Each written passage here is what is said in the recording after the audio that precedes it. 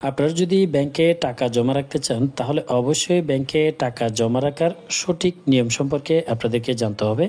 এই ভিডিওতে আমরা আমাদের বর্তমান যে ফাইন্যান্সিয়াল জীবনে ব্যাংকিংয়ের গুরুত্ব অন্তর্ভুক্ত করে গভীরভাবে আমরা আলোচনা করব এবং আপনাদেরকে জানানোর চেষ্টা করব যে ব্যাংকে টাকা জমা দেওয়ার কার্যকরী প্রযুক্তি, ব্যাংক অ্যাকাউন্টের বিভিন্ন ধরন এবং কোনটি আপনার জন্য সবচেয়ে সেরা হবে। সাধারণত ভুল যেমন সফল ব্যাংকিং অভিজ্ঞতা রুদ্ধ করে তার থেকে কিভাবে অনুসরণ করবেন তা এই ভিডিওতে আমরা জানাবো। এই ভিডিওতে জানাবো ব্যাংকের সুদ হার আপনারা কিভাবে নির্বাচন করবেন। তো আপনারা যদি ব্যাংকে টাকা জমা রাখতে চান, ব্যাংকে টাকা জমা রাখার আগে আপনাদেরকে যে বিষয়গুলো মোস্ট ইম্পর্টেন্ট, সবচেয়ে বেশি আপনাদেরকে মাথায় রাখতে হবে। নাম্বার 1 হচ্ছে আপনাদেরকে অবশ্যই প্রথমত ব্যাংকের অবস্থা নির্বাচন করতে হবে যে বর্তমানে ব্যাংকের অবস্থা কী, বর্তমানে কোন ব্যাংক ভালো অবস্থায় রয়েছে তা যাচাই করতে হবে। একটি ভালো ব্যাংক আপনাকে নির্বাচন করতে হবে। কিভাবে ভালো ব্যাংক নির্বাচন করবেন স্টেপ বাই স্টেপ এই প্রত্যেকটা বিষয় নিয়ে আলোচনা করব। 4 নাম্বার হচ্ছে ব্যাংকের রেটিং আপনাকে যাচাই করতে হবে। এই বিষয়টা জানাবো কিভাবে ব্যাংকের রেটিংটা আপনারা দেখে নেবেন।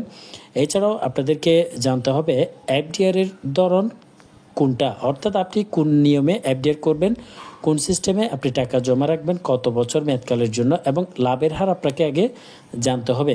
এছাড়াও আপনাকে আরেকটা বিষয় জানতে হবে লাভের অংশ থেকে কি পরিমাণ ব্যাট আপনার থেকে কেটে নেওয়া হবে এবং ব্যাটের বাইরে আর কোনো ট্যাক্স ব্যাট কেটে নেওয়া হবে কিনা, বাড়তি কোনো টাকা আপনার মূল টাকা থেকে কিংবা আপনার যে মুনাফা দেওয়া হবে সেখান থেকে কেটে নেওয়া হবে কিনা।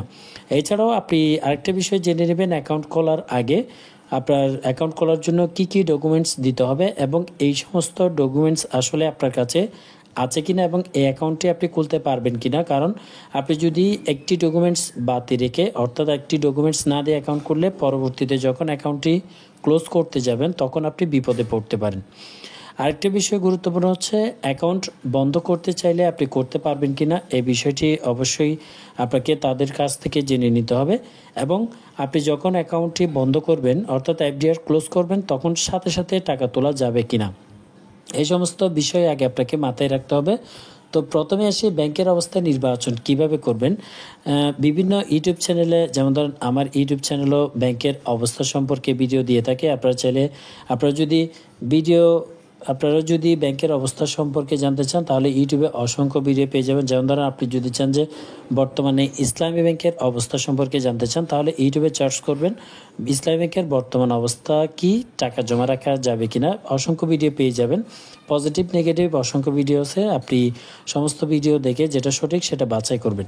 এছাড়াও বর্তমানে কোন ব্যাংক ভালো অবস্থায় রয়েছে সেটি যাচাই করার জন্য বাংলাদেশ ব্যাংকের ওয়েবসাইটে কিংবা বাংলাদেশ ব্যাংকের পক্ষ থেকে যে রেটিং সিস্টেমটা দেওয়া হয়ে থাকে বাৎসরিক এবং 6 মাস পরে যে রেটিংটা দেওয়া হয়ে থাকে যে 1 থেকে 10-এর মধ্যে কোন ব্যাংকগুলো রয়েছে, অর্থাৎ এক rating, triple A, double B, double C এ ধরনের কিছু রেটিং সিস্টেম দেওয়া হয়ে থাকে। এই রেটিং সিস্টেমগুলো দেখে আপনারা ব্যাংক নির্বাচন করবেন। তো রেটিং সিস্টেমটা আপনারা যদি দেখতে চান বাংলাদেশ ব্যাংকের ওয়েবসাইটে পেয়ে যাবেন, আর যদি আপনারা সেখানে না পান ইউটিউবে সার্চ করলেও আপনারা কিন্তু ব্যাংকের রেটিংটা জানতে পারবেন। একটি ভালো ব্যাংক কীভাবে নির্বাচন করবেন রেটিংটা আপনাদেরকে বলে রাখি। রেটিংয়ের সিস্টেমের ভিডিও একটা দেওয়া রয়েছে আমার এই চ্যানেলে, আপনারা দেখে নেবেন। ট্রিপল এ রেটিং প্রাপ্ত ব্যাংক কোনগুলো, অর্থাৎ এ ক্যাটাগরির, বি ক্যাটাগরির, সি ক্যাটাগরির, এভাবে করে সিলেক্ট করা হয়ে থাকে ব্যাংকগুলোকে। সেখান থেকে আপনি এ ক্যাটাগরি, বি ক্যাটাগরির ব্যাংকগুলোকে আপনি নির্বাচন করতে পারেন। এ ক্যাটাগরিতে গেলে আপনি অসংখ্য ব্যাংক পেয়ে যাবেন, সেখান থেকে আপনি আপনার পছন্দ মতো ব্যাংক নির্বাচন করতে পারেন এবং ব্যাংক নির্বাচন করার পরে আপনাকে জানতে হবে ওই ব্যাংকের বর্তমান অবস্থা আসলে ভালো অবস্থায় আছে কিনা, ব্যাংকের লেনদেন কি পরিমাণ হয় এবং ব্যাংকের ব্যবস্থাপনা কি রয়েছে বর্তমানে, সেই সার্ভিসটা কেমন সেটি আপনাকে নির্বাচন করতে হবে। এছাড়াও এফডিআর এর ধরন বলতে আপনি কত মাসের জন্য এফডিআর করবেন, 3 মাস রয়েছে, 6 মাস রয়েছে, 1 মাস রয়েছে, কোন এফডিআরটি করবেন সেটি নির্বাচন করতে হবে। যেমন ধরেন প্রতি মাসে মাসে লাভের টাকা দেওয়া হয়ে থাকে এই ধরনের একটি এফডিআরও করা যায়, প্রত্যেকটা ব্যাংকে থাকে এটি। আবার আপনি 3 মাস পরে একসাথে লাভ এবং আসল টাকা তুলে নেবেন এই ধরনের আরেকটা এফডিআর করা হয়ে থাকে। এছাড়াও 1 মাস 100 দিন মেয়াদী অনেক ব্যাংকে থাকে, আবার 300 দিন মেয়াদী এফডিআর থাকে। তো প্রত্যেকটা এফডিআরের যে রেট রয়েছে সেই রেটটা আপনারা দেখে নেবেন। আপনারা যে ব্যাংকে এফডিআরটি করবেন সেই ব্যাংকে গেলে তাদেরকে যদি বলেন যে আমি 3 মাসের জন্য রাখবো কিংবা 6 মাসের জন্য টাকা রাখতে চাচ্ছি, 10 লক্ষ টাকা, 5 লক্ষ টাকা, 1 লক্ষ টাকা, আমাকে আপনাদের এফডিআর এর শিটটা দেন, রেটটা দেখান বর্তমানে 3 মাসের জন্য কত পার্সেন্ট, 1 বছরের জন্য কত পার্সেন্ট, তাদেরকে বললেই আপনাদেরকে রেট দেওয়া রেট যে শিটটা সেটা দিয়ে দিবে। অথবা আপনারা যদি ইউটিউবে সার্চ করেন, অসংখ্য ভিডিও এখানে পেয়ে যাবেন। আমার চ্যানেলও প্রতিদিন আপলোড দেওয়া হয়ে থাকে যে ইসলামী ব্যাংকে এফডিআর করলে কত টাকা দিচ্ছে প্রতি মাসে, 3 মাসে, 6 মাসে, অসংখ্য ভিডিও আপনারা পেয়ে যাবেন। এছাড়াও লাভের অংশ থেকে কী পরিমাণ ব্যাট কেটে নেওয়া হবে সেটি অবশ্যই আপনি জিজ্ঞেস করবেন। ব্যাট মূলত 2 প্রকারের কেটে নেওয়া হয়ে থাকে। আপনি যখন টিন সার্টিফিকেট এবং যে প্রতি বছরে সরকারকে ব্যাট প্রদানের যে রসিদটা, রিটার্ন স্লিপটা, সেটা যদি দিতে পারেন তাহলে 10% লাভের অংশ থেকে, মূল টাকা থেকে না, লাভের অংশ থেকে 10% কেটে নেওয়া হয়।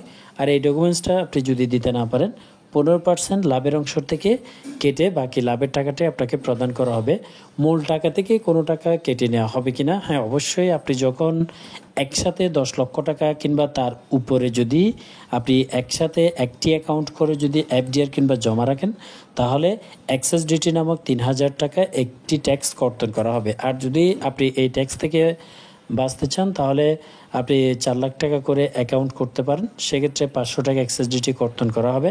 তবে যাদের বেশি টাকা রাখতে হবে, 1 কোটি, 2 কোটি, 50 লাখ, 30 লাখ, তারা তো অবশ্যই এক অ্যাকাউন্টে রাখতে পারেন। কারণ সেম আপনি যখন 10 লাখ টাকার উপরে হিট করবে তখন কিন্তু 3000 টাকা, এবং আপনি যখন 50 লাখ টাকার উপরে হিট করবে তখন 5000 টাকা এক্সেস ডিটি কর্তন করা হয়ে থাকে। সেটি অবশ্যই আপনাদেরকে মাথায় রাখতে হবে। এছাড়াও আপনাদের অ্যাকাউন্ট খোলার জন্য কী কী ডকুমেন্টস দিতে হবে সেটি তাদের কাছ থেকে জেনে নেবেন, অথবা এখানে আমার চ্যানেলে অসংখ্য ভিডিও রয়েছে, আপনি ভিডিও দেখেও জানতে পারবেন যে আসলে কী কী ডকুমেন্টস এফডিআর করার জন্য দিতে হয়। এফডিআর করার জন্য মূল যে ডকুমেন্টসগুলো সেগুলো হচ্ছে, যার নামে আপনি এফডিআর অ্যাকাউন্টটি করবেন তার 1 কপি পাসপোর্ট সাইজের ছবি, নমিনির 1 কপি ছবি, দুজনের ভোটার আইডির ফটোকপি। এছাড়াও কিছু কিছু ব্যাংকে বিদ্যুৎ বিলের কপি, গ্যাস বিলের কপি চাই, সেগুলো যদি চাই তাহলে অবশ্যই নিয়ে যাবেন। অ্যাকাউন্ট বন্ধ করতে চাইলে কি করতে হবে এবং সাথে সাথে টাকা তোলা যাবে কিনা, এই বিষয়টা আমি আপনাদেরকে ক্লিয়ার করি। প্রত্যেকটা ব্যাংকেই অ্যাকাউন্ট করতে চাইলে আপনি সাথে সাথে করতে পারবেন। এফডিআর অ্যাকাউন্ট আপনি যদি বলেন যে আমি এই এফডিআরটি ক্লোজ করব, আপনি যেদিন ক্লোজ করতে চান সেদিন গেলেই আপনার হয়তো আধা ঘন্টা কিংবা 1 ঘন্টা টাইম লাগবে। এর মধ্যেই আপনার অ্যাকাউন্টটি ক্লোজ করে আপনাকে টাকা প্রদান করতে হবে। তার জন্য অবশ্যই কিছু সময় অপেক্ষা করতে হবে, কারণ সরকারি ব্যাংকগুলোতে হয়তো একটু সময় বেশি লাগতে পারে, বেসরকারি কিংবা স্বৈরভিত্তিক পরিচালিত ব্যাংকগুলোতে তেমন সময় লাগে না। অ্যাকাউন্ট বন্ধ করতে চাইলে করতে পারবেন। আপনি যদি 1 বছরের জন্য টাকা জমা রাখেন, আপনি চাচ্ছেন 1 মাস পরে টাকাটি তুলে নিতে, সেটিও আপনি পারবেন। সেক্ষেত্রে তারা কোনো প্রকারের বাধা দিবে না।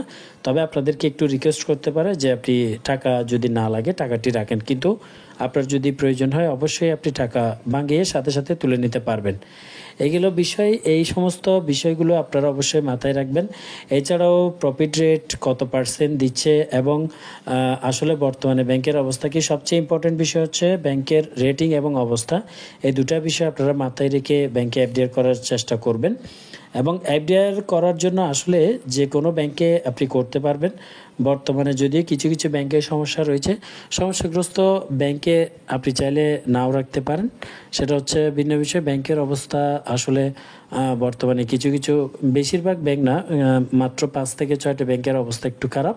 তবে আশা করা যায় ভবিষ্যতে এই ব্যাংকগুলোর অবস্থা ভালো হয়ে যাবে, কারণ বর্তমানে ব্যাংকের অবস্থা একটু করুন, কিন্তু ভবিষ্যতে এবং বিগত বছরগুলোতে এমন কোনো নজির নেই যে বাংলাদেশের কোনো ব্যাংক বন্ধ হয়ে গিয়েছে। আদৌ বন্ধ হবে না, যদি হয় অবশ্যই চ্যানেলে আপডেট পেয়ে যাবেন। তো যদি ভিডিওটি ভালো লাগে অবশ্যই শেয়ার করবেন, একটি লাইক করবেন, কমেন্ট করবেন, সাথে থাকবেন। দেখা হবে নতুন কোনো ভিডিওতে। আল্লাহ হাফেজ।